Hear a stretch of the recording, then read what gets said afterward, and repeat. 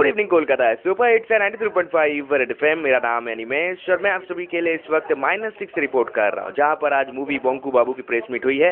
और इस वक्त हमारे साथ है रॉनिदा, बोले तो रजता दत्त, उनके साथ हमारी बातें होगी।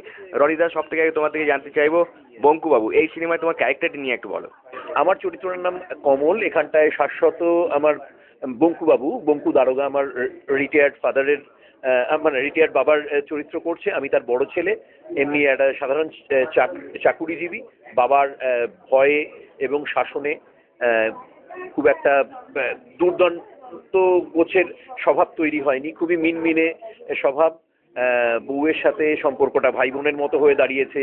কনস্টিপেশন পেশেন্ট, সবসময় ভয় পায় যে বাড়িতে কখনো চোর বা ডাকাত আসতে পারে, সেই জন্য দেয়ালে দেয়ালে থানার নাম্বার লেখা। এরকম একটা একটু বাতিগ্রস্ত চরিত্র, কিন্তু আলটিমেটলি বোঝা যায় প্রত্যেকটা মানুষই আলটিমেটলি খুব ভালো। মানুষ ভালো এই বিশ্বাসটাই ছবিটা দেখে দাঁড়াবে, কিন্তু সেটা কখনো খুব জ্ঞান দেওয়ার মতো করে নয়। কি বলছো অনিন্দ্যদেব?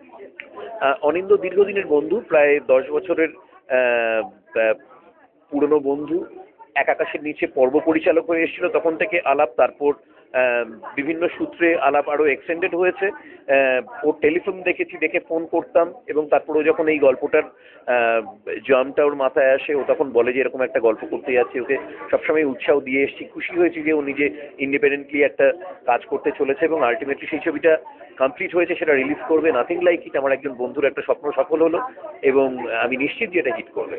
Thank you so much Ronida, thank you.